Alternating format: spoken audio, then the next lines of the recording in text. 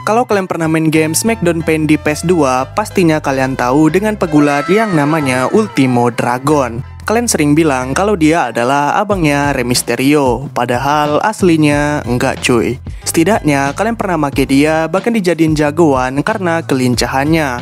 Terus bagaimana dengan karir di aslinya? Kalau bisa dibilang, karir gulatnya terbilang sangatlah keren tapi sangatlah terlupakan ketika di WWE. Jadi di video kali ini kita akan membahas seluruh perjalanan dari Ultimo Dragon, sang legenda bertopeng yang terlupakan. Jadi jangan lupa untuk subscribe dan mari kita bunyikan loncengnya.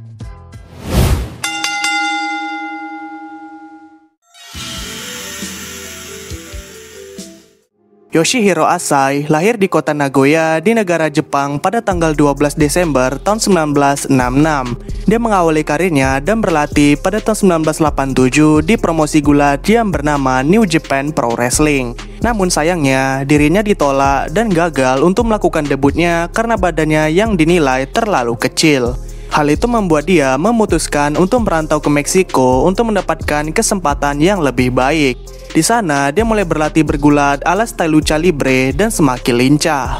Pada akhirnya, dia mulai bertanding di promosi yang bernama UWA atau Universal Wrestling Association. Dia menggunakan nama aslinya sebagai nama panggung dan memiliki karakter sebagai pejuang dari Jepang. Di tahun pertamanya saat bergulat di Meksiko, Yoshihiro Asai sudah mendapatkan juara kelas ringan di promosi itu. Kemenangan juaranya sudah tergolong sangatlah impresif untuk ukuran pemula seperti dirinya. Terus dia juga sudah mulai dilirik oleh promosi lain di sana seperti di Universal Wrestling Federation dan Universal Lucha Libre.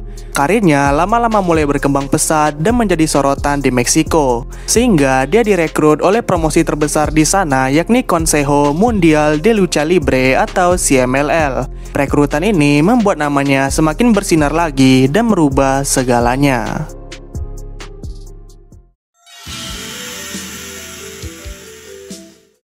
Pada tahun 1991, di promosi CMLL, dirinya mulai menggunakan topeng yang sangat keren. Dia juga mengubah nama panggungnya menjadi Ultimo Dragon yang berarti naga yang terakhir. Pada awalnya, dia memiliki karakter sebagai murid terakhir dari Bruce Lee, sehingga dia mulai mengadaptasi beberapa gerakan bela diri seperti kungfu, karate, dan lain-lain untuk dipakai bergulat.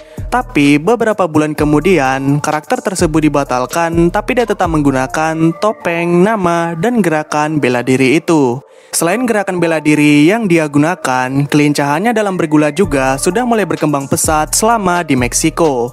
Bahkan dia juga sempat menciptakan gerakannya sendiri. Gerakan itu adalah gerakan salto belakang dari tali kedua yang digunakan di luar ring. Gerakannya bernama Asai Moonsault. Walaupun pada saat itu Ultimo Dragon telah dikontrak CMLL dan memiliki karir yang bagus di sana, tapi dirinya masih sempat bergabung ke promosi gulat lain di Jepang pada tahun 1992. Promosi itu bernama Wrestle and Romance. Promosi itu juga sedang bekerja sama dengan New Japan Pro Wrestling. Promosi itulah yang membuang dirinya di saat dia baru merintis. Sehingga hal ini menjadi pembuktian kalau dia telah matang untuk kembali. Dia juga siap untuk menunjukkan personanya yang baru ketika pulang kampung nanti.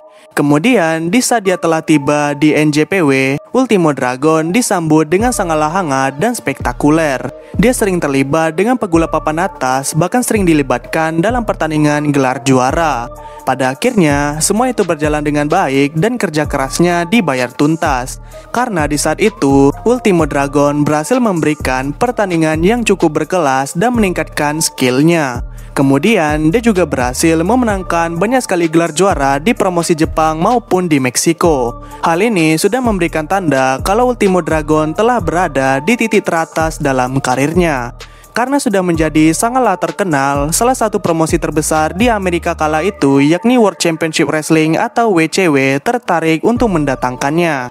Pada akhirnya, Ultimo Dragon berhasil direkrut pada tahun 1996. Dirinya langsung dijadikan bintang utama pada divisi kelas ringan. Dia selalu dipertandingkan melawan pegulat berkelas seperti melawan Rey Mysterio Jr., Dean Malenko, Eddie Guerrero, Jushin Thunder Liger, Chris Jericho, dan masih banyak lagi. Walaupun dengan persaingan yang cukup ketat pada divisi itu, Ultimo Dragon berhasil memenangkan sabuk kelas ringan dan sabuk juara televisi. Hal ini membuat koleksi sabuknya semakin lengkap dengan menjadi juara sebanyak 10 kali sekaligus dalam satu periode. Sampai saat ini, hanya dialah yang bisa memegang sabuk sebanyak itu sekaligus.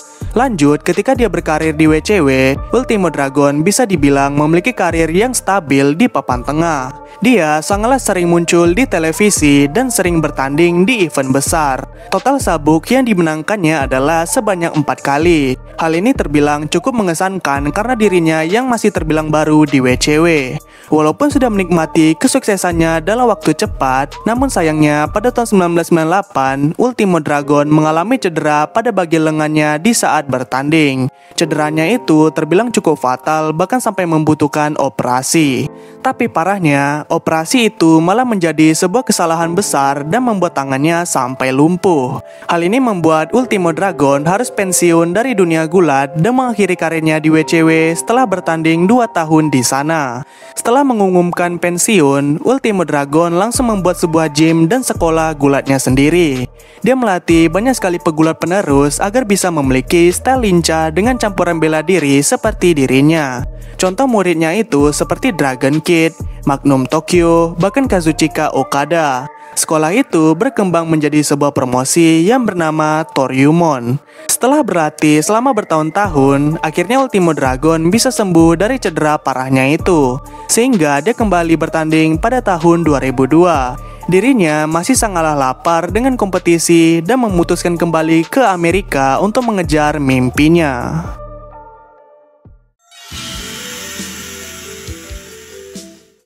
Pada tahun 2003, Ultimo Dragon sempat menjalani berbagai trial agar dirinya bisa direkrut. Beruntungnya, karena skillnya yang masih hebat seperti dulu, dirinya resmi bergabung di WWE pada pertengahan tahun 2003. Dia diberikan semacam video vignette atau video promo sebelum melakukan debutnya agar menarik penggemar. Lalu di saat di WWE, dia sangat ingin mengejar 2 mimpinya yang belum tercapai. Mimpi itu adalah bertanding di Stadium Madison Square Garden dan bertanding di WrestleMania. Lanjut, pada tanggal 26 Juni, Ultimo Dragon melakukan pertandingan pertamanya di brand SmackDown melawan Shannon Moore. Di sini dia sangatlah mendominasi dan menang dengan mudah. Tapi di sini jugalah dia berhasil mewujudkan salah satu impiannya, karena dirinya pada saat itu bertanding di Stadion Madison Square Garden. Lanjut, beberapa minggu kemudian, Ultimo Dragon muncul lagi untuk melawan Eddie Guerrero dalam sebuah turnamen juara Amerika. Pertandingannya berjalan dengan cepat dan dinamis, tapi dia dikalahkan dengan cara yang tidak terduga. Terus semenjak saat itu ya, Ultimo Dragon cuma dipakai di divisi kelas ringan dan muncul sesekali doang.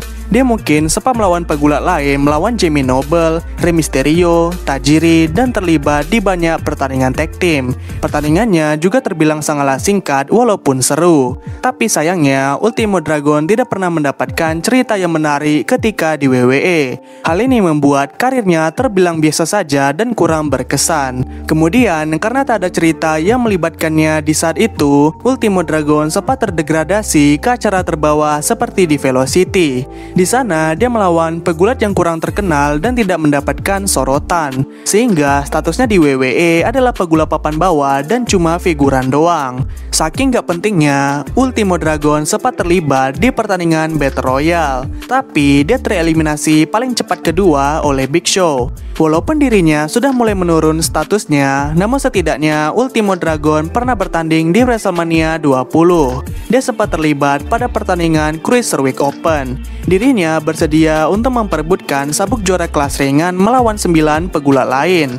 Tapi entah karena grogi atau apa, Ultimo Dragon malah kepleset saat melakukan entrance-nya. Lanjut ke pertandingan, dialah yang memulai dengan melawan Shannon Moore. Lalu dia mengalahkannya dalam waktu semenit saja. Setelah itu, dia diserang dari belakang oleh Jamie Noble. Mereka jual beli serangan sebelum akhirnya Ultimo dikalahkan dalam waktu 2 menit. Walau dia cuma bertahan sebentar di pertandingan itu, tapi beruntungnya dia berhasil mewujudkan impiannya yang lain, yakni bertanding di WrestleMania. Terus, setelah di WrestleMania itu, Ultimo Dragon sempat bertanding melawan Chavo Guerrero dan Nunzio di Velocity. 2 pertandingan itulah yang merupakan kemunculan terakhirnya di WWE. Karena di saat itu, Ultimo Dragon sudah memutuskan untuk meminta keluar dan merasa tidak nyaman dengan karirnya. Dirinya merasa tidak nyaman karena arah bookingnya yang gak jelas dan sempat ada rencana untuk melepaskan topeng ikoniknya itu. Akhirnya, WWE mengabulkan permintaannya untuk keluar pada tanggal 22 April tahun 2004. Kalau bisa dihitung, Ultimo Dragon cuma bertahan 10 bulan di WWE, yang dimana karirnya singkat bahkan terbilang terlupakan, tidak memiliki momen menarik, tidak memiliki sabuk juara, dan cuma diingat di game SmackDown PS2.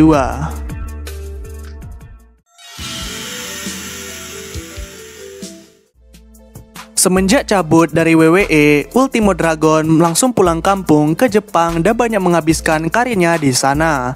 Dia menjadi bersinar kembali di kampung halamannya dan memenangkan banyak sekali gelar juara. Selain itu, dia juga masih menjadi seorang pelatih gulat, tapi terkadang dia ikutan bertanding. Selain di Jepang, Ultimo Dragon masih sering berkelana di berbagai promosi gulat di Meksiko, bahkan sampai di Amerika. Dirinya juga sempat bermain film gulat yang berjudul Bloodstained Memoirs.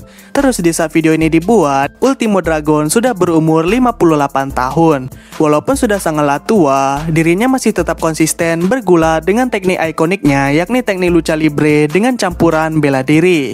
Pada masa sekarang, dirinya sudah dikontrak di promosi yang bernama Dragon Gate. Di sana, dia menjabat sebagai pegulat sekaligus pelatih dan penasihat. Karena perjalanan karirnya yang terbilang sangatlah legendaris sekaligus menginspirasi, Ultimo Dragon sudah terbilang sebagai legenda hidup dan terbilang sangatlah dihormati di dunia gulat profesional. Kegagalannya di WWE mungkin bisa saja dilupakan, tapi pengaruhnya dalam dunia gulat secara global pasti akan dikenang sepanjang masa. Karena dia sempat menciptakan gerakan yang banyak dipakai pegulat lain, menjadi satu-satunya pegulat pemegang 10 gelar sekaligus, menciptakan banyak sekali bintang baru di tempat pelatihannya, dan menjadi figur penting dalam perkembangan gulat Jepang maupun di Meksiko. Sehingga kita juga harus menghormati Ultimo Dragon karena memang sudah berkontribusi banyak dalam dunia gulat profesional. Jadi, itu dia cerita Ultimo Dragon, sang legenda bertopeng yang terlupakan di WWE. Terima kasih telah menonton, jangan lupa untuk like dan subscribe. Maafkan bila ada kesalahan, goodbye and see you in the next video.